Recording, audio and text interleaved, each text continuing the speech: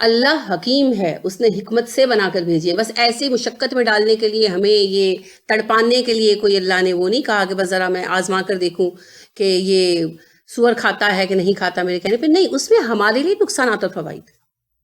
ان نقصانات کی بنا پر اللہ نے منع کیا، ورنہ اللہ کو کوئی شوق نہیں ہمیں آزمانے کا اور ہر وقت ٹیسٹ میں لگائے رکھنے کا. پھر ایک اور بات، اللہ خبیر بھی ہے. اللہ باخبر ہے کیا ہوگا، کیا ہونا ہے، کیا ہونے والا ہے. اچھا، سورہ انعام آپ نے پڑھی؟ اس کی پہلی آیت میں آپ نے پڑھا کہ ہم نے تمہیں سوار کرنے کے لیے جانور بنائے، کشتیاں بنائیں، اور وہ چیزیں بنائیں جن کے بننے سے بھی تم آگاہ نہیں ہو. اللہ کو خبر ہے. تو اللہ رب کریم ہر چیز سے آگاہ ہے، باخبر ہے. تو جو یہ دعویٰ کرتے ہیں نا کہ تب قوانین بنے تھے، زمانہ اور تھا، اب زمانہ اور ہے، وہ غلطی پر ہے. نبی صلی اللہ علیہ وسلم کو پتا نہیں تھا کہ زمانہ کس نہج پر پہنچنے والا ہے، اللہ کریم کو پتا تھا. لہٰذا دنیا میں جو بھی تبدیلی آئی اللہ کی لا علمی میں نہیں آ گئی کہ معاذ اللہ سوئے ہوئے تھے تو ہم نے دنیا بدل لی. اللہ ہی کا پلان تھا، ورنہ دنیا میں صدا سے سیب گر رہے تھے. نیوٹن کو کوئی خاص سیب گرتا ہوا نظر آیا تھا؟ وہ اللہ نے ہی فضل کیا تھا. ٹھیک ہے، صدا سے انسان کوشش کر رہے تھے کہ کوئی ایسی چیز ڈھونڈ سکیں جس کی وجہ سے انہیں جو ہے زخموں کو ہیل کرنے کا کوئی طریقہ ہاتھ آ جائے. تو بس ایک حادثہ ہی تھا نا جس نے پینسلین دریافت کروائی تھی، کہ ایسی ہی مل گئی تھی پینسلین. حادثہ تھا، تجربہ کچھ اور ہو رہا تھا پھپھوندی پر، تو بائی چانس انہوں نے اس کے اندر، پھپھوندی کے اندر، فنگس کے اندر وہ ایک خاص قسم کے سیلز دیکھے. ان سیلز پر تحقیق ہوئی تو پتا چلا اوہو یہ تو اینٹی بایوٹک ہے. بس ایجاد ہو گئی. تو جتنے بھی چیزیں بنتی ہیں، آپ کو پتا ہے پلاسٹک بھی ایسے اتفاق نہیں بنا تھا. پلاسٹک جس نے صنعتی انقلاب برپا کر دیا، پلاسٹک جس نے ہماری زندگی بدل دی، پلاسٹک جس نے امیری غریبی کے فرق کو مٹا دیا. سیریسلی، جو آپ کے امیر ترین طبقے کے لوگ برانڈڈ جوتا لے کر پہنتے ہیں، اسی ڈیزائن، اسی رنگ کا جوتا ریڈی پر 150 روپے میں بھی مل جاتا ہے اور غریب بھی پہنے پھرتا ہے. کوالٹی کا فرق ہوتا ہے، ڈیزائن سٹائل ایک ہوتا ہے نا. اور کتنا بھی تڑپنے کوئی کچھ نہیں کر سکتا. لہذا پلاسٹک نے دنیا بدل دی. صنعتی انقلاب نے دنیا کو بہت حیثیتوں سے بدلا، پازیٹیو چینج بھی بہت آئی. زندگی میں آسانیاں ہو گئی. پہلے نسل پیالے چلتے تھے، میری دادی کا پیالہ ہے، اب اپنے پیالوں کا ہوش نہیں ہوتا کیونکہ بازار میں مل جاتے ہیں. ہو کیئرز، نئے مل جاتے. پہلے یہ چیز نہیں تھی نا. لہٰذا آپ دیکھیں صحابہ کو جب نبی کریم صلی اللہ علیہ وسلم نے خیبر میں کہا کہ برتن توڑ تو گوشت گراتے، ان کا جی گوشت گرا دیتے، برتن دھو لیتے، کیونکہ برتن بہت قیمتی تھا. آج کون پرواہ کرتا ہے؟ کوئی کسی سے برتن واپس مانگے، ان کی پلاسٹک کا پیالہ وغیرہ، تو چیپ سا فیل ہوتا ہے، شرم آتی ہے مانگتے ہوئے کہ وہ کیا کہے گا کہ جب پلاسٹک کا پیالہ واپس مانگ رہی ہوتا ہے نا. جہاں فرینکنس ہو that is something else. لیکن ویسے کیونکہ اتنی عام ہو گئی ہے یہ چیز، اتنی با افراد ہے کہ اہمیت کم ہو گئی. تو بہت ساری پازیٹیو چینجز آئی زندگی میں پلاسٹک سے، کچھ مسائل بھی آئے. صنعتی انقلاب بذات خود ایک مسئلہ بن کر آیا اور زندگی بدل دی انسانوں کی، زندگی کا رخ بدل دیا. اتنا بڑا چینج لانے والی یہ چیز بنائی نہیں گئی، اتفاقاً بن گئی. غلطی سے کچھ کیمیکلز گرے اور ان کے کیمیکل ریئیکشن سے جو نتیجہ سامنے آیا، اس سے چونک کر انہوں نے ان کیمیکلز کو ملا کر دیکھنا شروع کیا کہ یہ کیا چیز بنی، اور بس وہاں سے پلاسٹک بن گیا. اور پھر پلاسٹک بہتر ہوتا ہوتا ہوتا ہوتا آج آپ کے سامنے ہم پلاسٹک کی دنیا میں جی رہے ہیں. اگر آپ بہت فرمائیں نا، ہماری دوائیوں کے ریپرز اور دوائی لینے کے جو ٹولز ہیں، یعنی نیبولائزرز، سٹیمرز، ریبولائزرز وغیرہ سے لے کر ہمارے چمچے، کھانے، تھیلے، الماریوں کے اندر ہر چیز، ہماری جوتیاں، ہماری اینکیں، اور ہمارے بہت سارے پہننے کے بچوں کے یا خواتین کے آرٹیفیشل زیورات، ایک بڑا حصہ پلاسٹک ہے. پلاسٹک کے گملے ہیں. تو ہر چیز میں آ گیا یہ، اور یہ بھی اللہ کو علم تھا اور اللہ ہی کا فیصلہ تھا کہ اس ٹائم یہ ایجاد ہونی ہے. حادثے کبھی نہیں ہوتے، سب کچھ پلانڈ ہوتا ہے. وہ ہمیں حادثہ لگتا ہے کیونکہ ہم ریڈی نہیں ہوتے.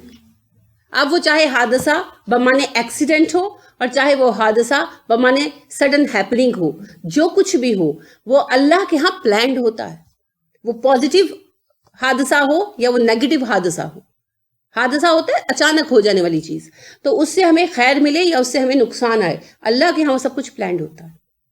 ہم بے خبر ہیں، وہ خبیر ہے، اور اس خبیر رب نے یہ قوانین بنائے ہیں تو یہ قیامت تک کے لیے چلیں گے، کیونکہ اس نے یہ کوڈ آف لا قیامت تک کے لیے بھیجا ہے.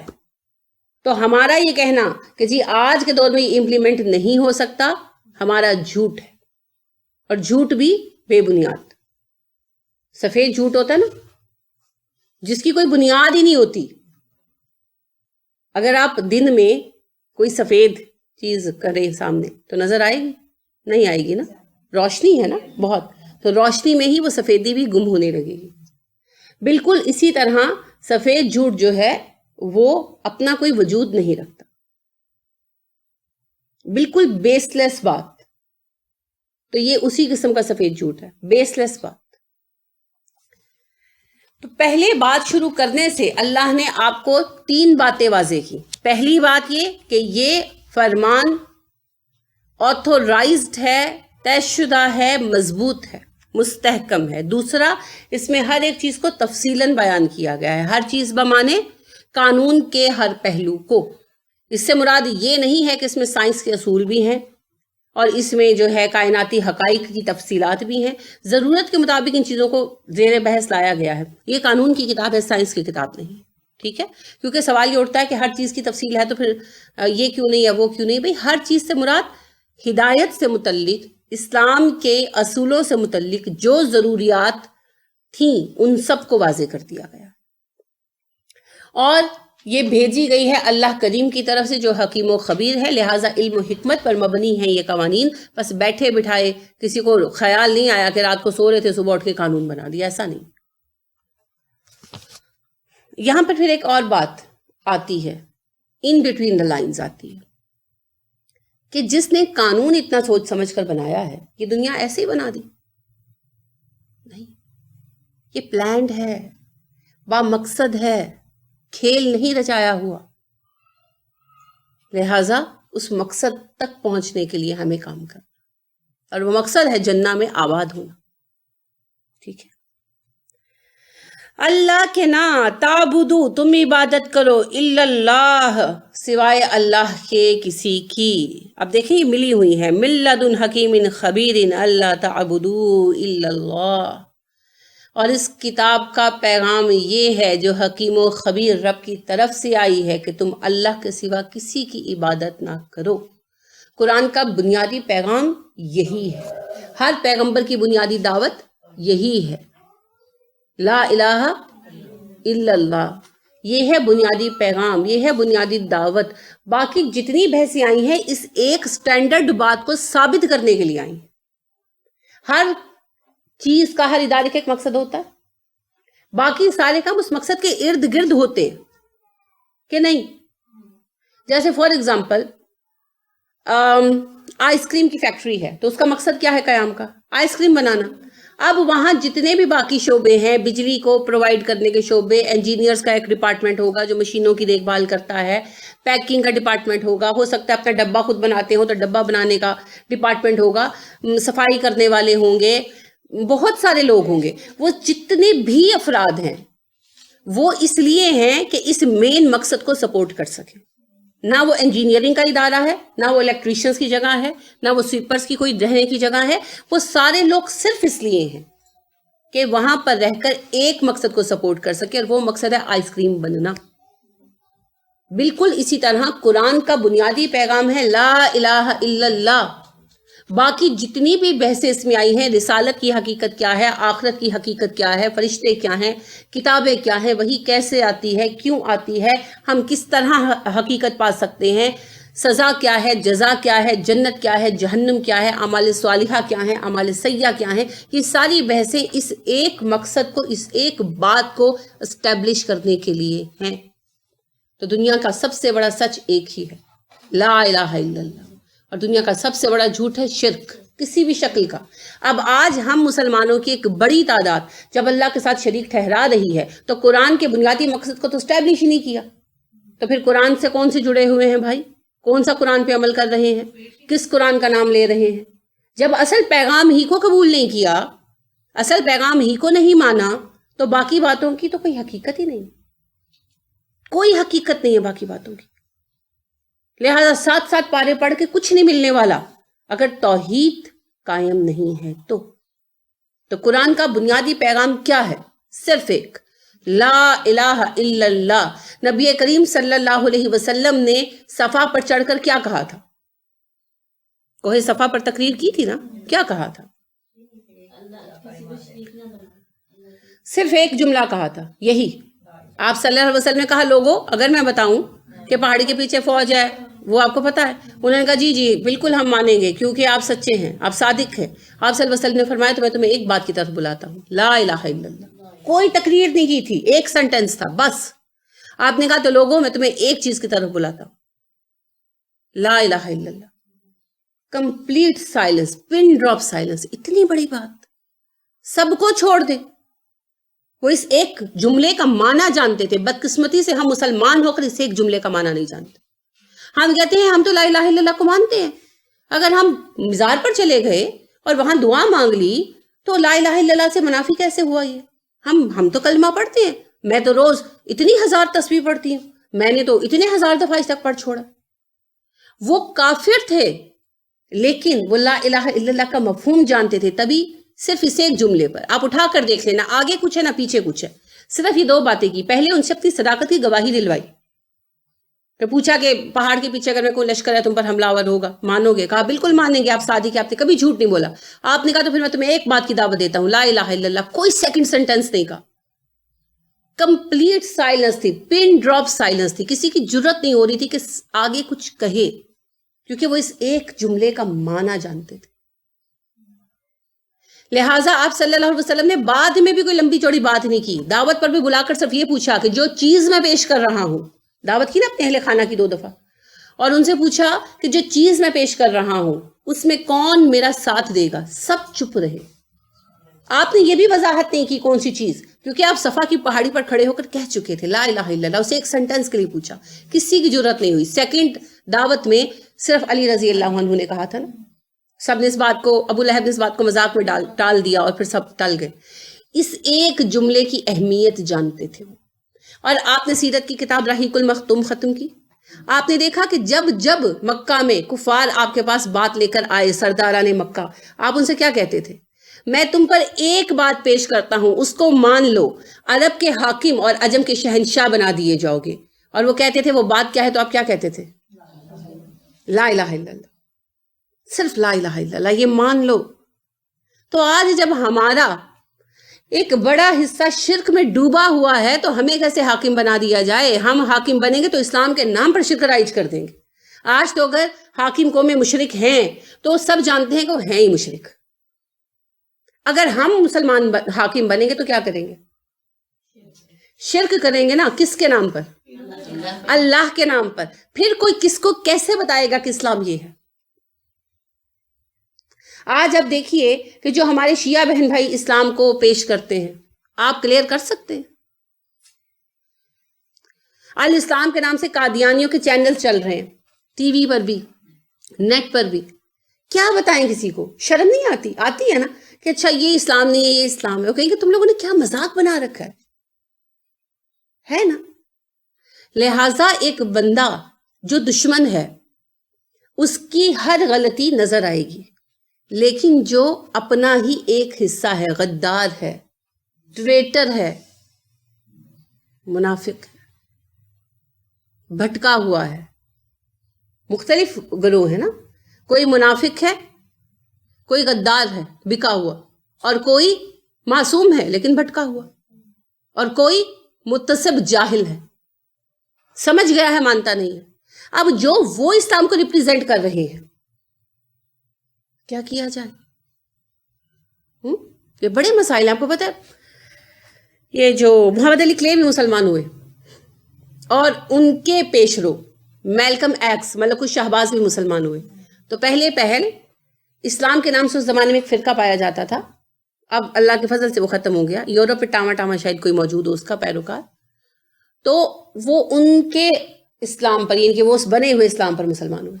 پھر بعد ازاں ان کو ایک سعودی سفیر سے، ان کے چیمپئن شپ جیتی نا انہوں نے، تو مختلف ممالک کے لوگ ملتے ہیں، تو سعودی سفیر بھی ملا. تو اس نے یہ گیس کیا کہ یہ جو تعلیمات پیش کر رہے ہیں وہ تو اسلام کی تعلیمات نہیں ہیں. پھر اس نے ان کو انوائٹ کیا، پھر اس نے انہیں ٹیچ کیا. پھر محمد علی کلے نے بات سمجھی، پھر انہوں نے ملکم ایکس ملک الشہباز کو سمجھائی، پھر انہوں نے دوبارہ بیچاروں نے اسلام قبول کیا. لیکن وہ تو بہت پڑھے لکھے ذہین لوگ تھے اور اسلام کے ساتھ بہت مخلص تھے، انہوں نے مان لیا. ہمارے اپنے نہیں مانتے تو غیروں کو کیا سمجھائیں گے؟ بہت مسئلے ہیں. اس وجہ سے جب تک ہم لا الہ الا اللہ کو اسٹیبلش نہیں کرتے تب تک ہمیں نہ عزت ملنی ہے، نہ کامیابی، نہ حکومت. کیونکہ دشمن کو رعایت دی جاتی ہے، غدار کو رعایت کوئی نہیں دیتا. آپ دیکھیے، اگر آپ کے ہمسائے کا بچہ آپ کو نہیں پوچھتا تو آپ پرواہ نہیں کرتے، مگر اگر آپ کا اپنا بچہ نہیں پوچھتا تو برداشت نہیں نہ ہوتا. لہٰذا ایک بندہ مسلمان ہے ہی نہیں، اسلام قبول ہی نہیں کیا، وہ جس مذہب کو صحیح مانتا ہے اس پہ چل کر جو بھی وہ گند کر رہا ہے اللہ نے اسے چھوڑا ہوا ہے. اور ہم اسلام کے نام پر جو ادم مچا رہے ہیں، جو طوفان بدتمیزی بھرپا کر رکھا ہے، اللہ اس کو کیسے چھوڑ دے؟ تو جوتے تو ہمیں ہی پڑیں گے، کیونکہ ہم کہتے ہیں اللہ جی ہم مسلمان ہیں، اللہ جی ہم تیرے بندے ہیں، اور پھر جا کے اس کے در پر سر جھکاتے ہیں، اس کے در پر سر جھکاتے ہیں، تو جوتے تو پڑیں گے. کیونکہ ہم غداری کا ارتکاب کر رہے ہیں، ٹریٹر بن رہے ہیں. آپ دیکھیے ہماری تاریخ میں کئی نام ہیں، جیسے ٹیپو سلطان، تو انگریزوں کے ساتھ دشمنی تھی، ہے نا، جنگ ہوئی، مارے گئے، شہید ہو گئے. کسی کو پتا ہے وہ انگریز کیپٹن یا میجر کون تھا، آدمی کا آفیسر جس کے ساتھ جنگ ہوئی تھی، کون تھا؟ آتا ہے کسی کو نام؟ ہاں، غدار کا نام سب کو آتا ہے. کیا نام تھا؟ میر جعفر، میر صادق. کیونکہ غدار ہے نا، بچہ جانتا ہے. اپنی قوم کا غدار تھا. اور دشمنوں کا کون سا لیڈر تھا جس نے یہ ساری چال چلی، ایون کہ غداروں کو بھی ڈھونڈا اور خریدا؟ کسی کو کوئی پرواہ نہیں ہے، کیونکہ وہ تو دشمن تھا، وہ تو تھا دشمن. Doesn't matter. جاننا ان کو ہے جو ہمارے مابین غدار ہے. تو جب ہم اللہ سے غداری کریں گے تو اللہ ہار پہنائیں گے، ہمیں جوتے ہی ماریں گے نا. اور اللہ خود نہیں جوتے مارتے، اللہ دوسروں سے مرواتے ہیں. تو آج ہم پوری دنیا سے جوتے کھا رہے ہیں، پوری دنیا سے کھا رہے ہیں. ایون آپ دیکھیں نیوزی لینڈ کے اتنے بڑے حادثے کہ مجرم کو کیا کہا گیا؟ ذہنی مریض ہے. سبحان اللہ. اچھا، کوئی مسلمان جو ٹیررسٹ ہے وہ بیچارہ ذہنی مریض نہیں ہو سکتا؟ بھئی وہ بھی تو ڈپریس ہو سکتا ہے ڈپریشن میں اس نے کر دیا ہو. جیسے وہ ایک بندے نے کعبے میں اپنے آپ کو آگ لگانے کی کوشش کی، ڈپریس ہو کر بے روزگاری سے. تو اس کو کیوں نہیں تم ذہنی مریض ہونے کا سرٹیفکیٹ دے کر چھوڑ دیتے؟ ہائیلی ڈپریسڈ ہے، علاج کرو جا کے. نہیں، مسلمانوں پر جو اٹیک کرے گا وہ ذہنی مریض ہے. اور مسلمان اگر کسی کو کسی بھی وجہ سے نقصان پہنچا دے، ڈر کر ہی پہنچا دے، تو وہ دہشت گرد ہے. کیونکہ ہم جوتے کھا رہے ہیں. کسی میں جوتا مارنے کی ہمت نہیں ہوتی جب تک کھانے والے کی ہمت ختم نہیں ہوتی. ہم مرے ہوئے ہیں، اس لیے جس کا دل چاہتا ہے آ کے دو جوتے مار جاتا ہے. کیونکہ جو ہماری روح رواں ہے وہ ہے اللہ. تو اللہ نے ہمیں چھوڑ دیا تو جستے مردہ ہی ہیں نا ہم. اس لیے جس کا جو دل چاہتا ہے وہ کر جاتا ہے. اور روح پھونکنے کا ایک ہی طریقہ ہے، توحید کو پھر سے قائم کرنا. خودی کا سر نہاں لا الہ الا اللہ. اپنے آپ کو پہچاننے کا ایک ہی راز ہے، لا الہ الا اللہ. جب ہم یہ مانتے ہیں کہ اللہ کے سوا کوئی معبود نہیں، تب ہم جانتے ہیں کہ انسان اللہ کا شاہکار ہے، اور انسانوں میں افضل ترین لوگ مومنین ہیں، اور ہم اللہ کے بعد سلیکٹڈ ونز ہیں. تب ہمیں اپنی اہمیت سمجھ آتی. تو اپنے آپ کو پہچاننے کا ایک ہی راز ہے، لا الہ الا اللہ. خودی ہے تیغ فساں، لا الہ الا اللہ. خودی وہ اندرونی تلوار ہے جو ہر رشتے سے کاٹ کر انسان کو کھڑا کر دیتی ہے. پھر ایک بندہ ہوتا ہے، ایک رب ہوتا ہے. پھر کوئی رشتہ، کوئی ناتا، کوئی چیز پیر کی زنجیر نہیں بن سکتی. اور آپ دیکھیے کہ اللہ نے جو یہ تعلیم صحابہ کو دی اس سورہ میں، اور یہ 11ویں سال کی آخر یا 12ویں سال کی شروع کی سورہ ہے. صرف 3 سے 4 سال بعد بدر میں مسلمانوں نے کر کے دکھایا نا. کون تھا مد مقابل؟ باپ، بھائی، چچا، کتنے ہی ہیں، سب کے ایسا ہی تھا نا. ابو حذیفہ کا سگا باپ عتبہ بن ربیعہ، سگا چچا شیبہ بن ربیعہ، سگا بھائی ولید بن عتبہ جنگ میں آئے تھے، سب سے پہلے 3 مرنے والے وہی تھے. تو وہ حذیفہ جنگ چھوڑ کر تو نہیں گئے، شکوہ تو نہیں کیا. ابو بکر کے اپنے بیٹے محمد شریک تھے. آپ صلی اللہ علیہ وآلہ وسلم کے اپنے کزنز شریک تھے، چچا عباس شریک تھے. آپ صلی اللہ علیہ وسلم کے داماد ابو الاس شریک تھے. ہر مسلمان کا کوئی نہ کوئی مد مقابل تھا، ہر مسلمان کا کوئی نہ کوئی اپنا سامنے تھا. اور انہوں نے اس وقت صرف ایک چیز کو باقی رکھا، لا الہ الا اللہ. لہذا بعد ازاں ان کے بیٹے نے کہا، ابو بکر کے بیٹے نے، کہ ابا جی 2 مرتبہ آپ میری زد پر آئے مگر میں نے ہاتھ چھوڑ دیا آپ کو. تو ابو بکر نے کہا اللہ کی قسم اگر تم میری زد پر آتے میں تمہیں تب کبھی نہ چھوڑتا. تو اپنے آپ کو پہچاننے کے لیے،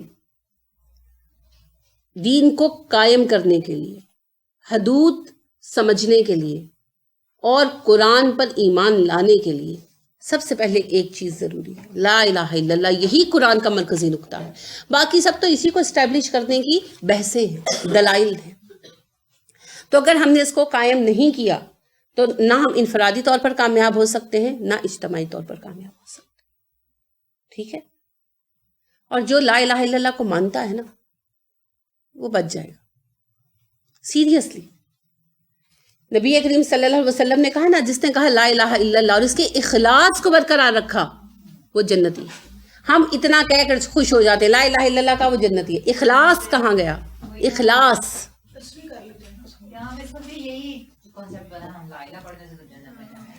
بڑی خوبصورت کتاب ہے صالح عثیمین صاحب کی، لا الہ الا اللہ کی کا اخلاص، ہلا دینے والی کتاب، بہت نفع بخش کتاب.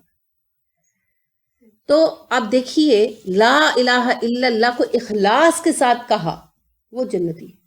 اخلاص کیا ہے لا الہ الا اللہ؟ سمجھا سکتے ہیں مجھے؟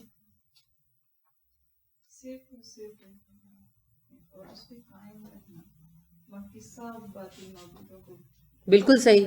اور جو جب لا الہ الا اللہ کہہ دیا اور جو اللہ نے جو بتا دیا ہمیں اس پر عمل کرنا ہے، اپنا نہیں کوئی شتونگڑا لگانا.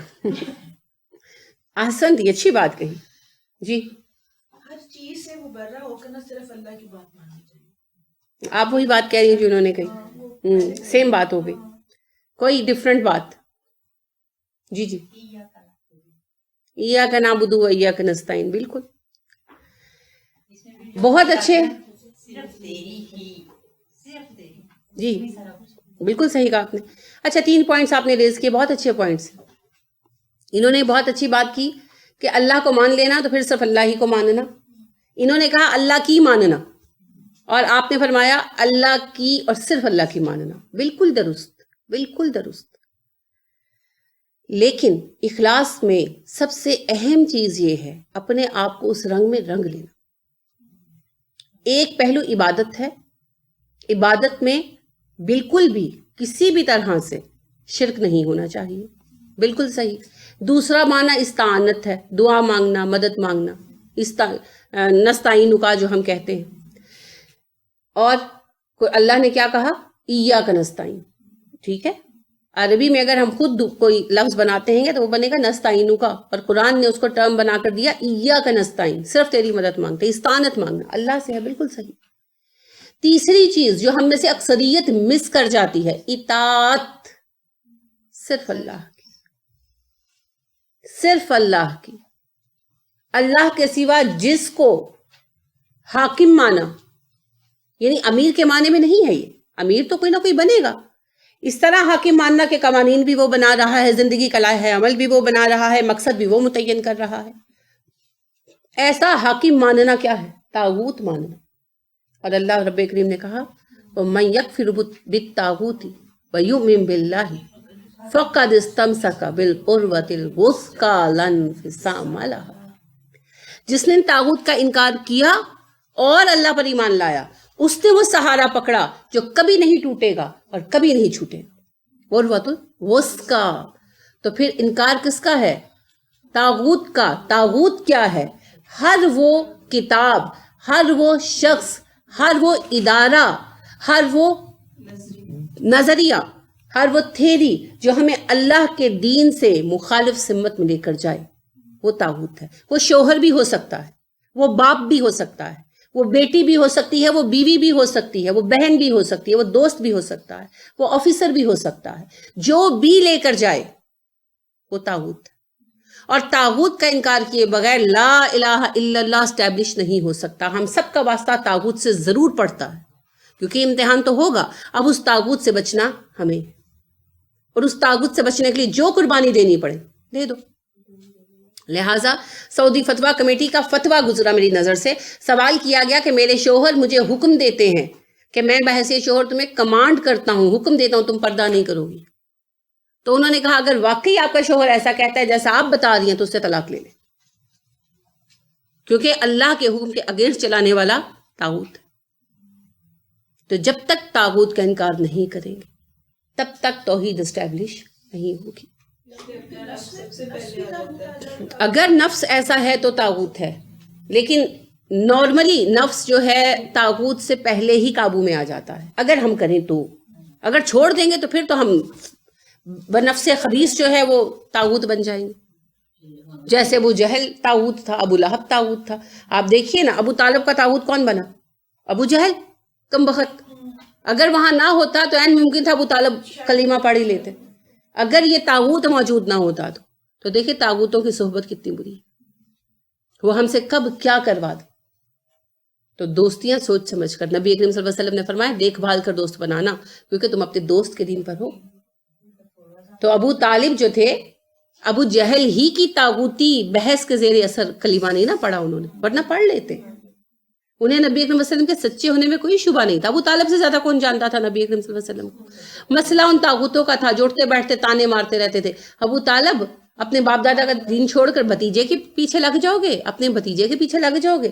بس وہ اس تانے نہیں ابو طالب کو کچھ نہیں کرنے دیا. تو ہم سب کو اپنے اپنے طاغوت سے ہوشیار رہنا. قرآن کلاس میں منع کرتے ہیں اسپیشلی ہسبینڈز کے نہیں جانا دیا، آپ نے نہیں جانا، کوئی ضرورت نہیں. دیکھیں اگر تو وہ کسی اسپیسیفک قرآن کلاس سے منع کرتے ہیں، ویسے قرآن پڑھنے سے نہیں روکتے. یعنی کہ ہوتا ہے کہ نا بعض لوگوں سے چڑھتے ہیں یا ان کو کسی کی کوئی بات بری لگ جاتی ہے، تو اس میں پھر آپ کوئی دوسری کلاس کا قرآن کلاس جوائن کر لیں. اب یا باہر جانے سے روکتے ہیں تو آن لائن پڑھنا شروع کر دیں. تو اگر تو کوئی نہ کوئی رستہ وہ دیتے ہیں دین اٹس اوکے. اور اگر وہ آپ کو دین سے ان ٹچ ہونے کے ہر رستے سے روکتے ہیں اور توحید کے ہر رستے سے روکتے ہیں تو پھر آپ کو فیصلہ کرنا ہو، کیونکہ یہ جنت جہنم کا معاملہ ہے. یہ خرچے کا معاملہ نہیں ہے کہ کوئی بات نہیں، اگر شوہر کم بھی دیتا ہے تو گزارا کر لے.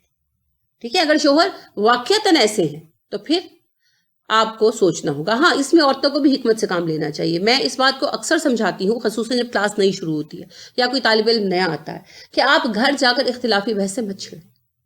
آغاز میں اختلافی بحث سے مت چھیڑیں، کیونکہ اللہ رب کریم نے بھی ہمیں سکھایا کہ اہل کتاب سے کہو تعالوا الی کلمۃ بیننا سواء بیننا و بینکم، اس بات کی طرف آؤ جو ہمارے تمہارے مابین ایک ہے.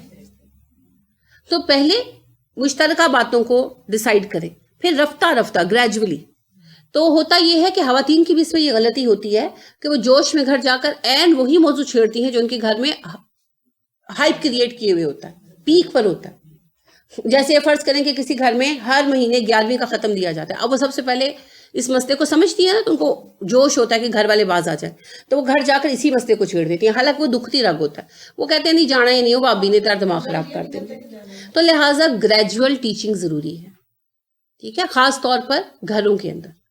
تو ہاتھ ہولا رکھ کر چلیں، پہلے تھوڑا سا مانوس ہونے دیں، قریب آنے دیں، پھر ان کو جو ہے نا آہستہ آہستہ لے کر چلیں. پھر آپ کا رویہ، جیسے آپ قرآن کلاس میں آ رہے ہیں تو آپ کے یہ بھی تو ایک حکم ہے اللہ کا شوہر کی اطاعت، تو شوہر کی اطاعت بھی نظر آنی چاہیے تاکہ شوہر آپ کی خوبیاں بھی دیکھے. آپ کا پردہ کرنا، آپ کا اسراف سے باز آنا، کہیں نہ کہیں ہم اسراف کر رہے ہوتے ہیں، اس طرح کی چیزوں سے باز آنے سے ان کے دلوں میں آپ کی قدر بڑھے گی. تو اگر ہمارا عمل مضبوط ہے، سب کچھ درست ہے، تو پھر انشاءاللہ شوہر بھی چینج ہو جائیں گے. تو اگر وہ ایک اسپیسیفک کلاس سے روکتے ہیں، وہ تو خیر سم ٹائم چڑ کر ہو جاتا ہے وغیرہ، یا بعض اوقات ٹیچنگز کو، ٹیچر کی بات کو آگے غلط انداز میں کنوے کر دیا جاتا ہے، جس کی وجہ سے اگلوں کا نظریہ غلط ہو جاتا ہے ٹیچر کے بارے میں. تو اس میں ہم ایسا کوئی فتویٰ کسی پر نہیں لگا سکتے. لیکن اگر کوئی قرآن پڑھنے ہی نہیں دیتا اور شرک چھوڑنے پر نہ آمادہ ہے نہ چھوڑنے دیتا ہے اور ظلم کی حد تک ناراض ہوتا ہے پھر وہ طاغوت. ٹھیک ہے, پھر اس کے متعلق سوچنا ہوگا. ہاں جیسا کہ ہوتا ہے گھروں میں کہ بھی عورتیں جا رہی ہیں پڑھنے, مرد ان کی بات سنتے ہیں, فوری نہیں مانتے, سالوں میں جا کر ان پر اثر ہوتا ہے, تو وہ تو تبلیغ کا عرصہ ہے, اس پہ نہ پریشان. ٹھیک ہے.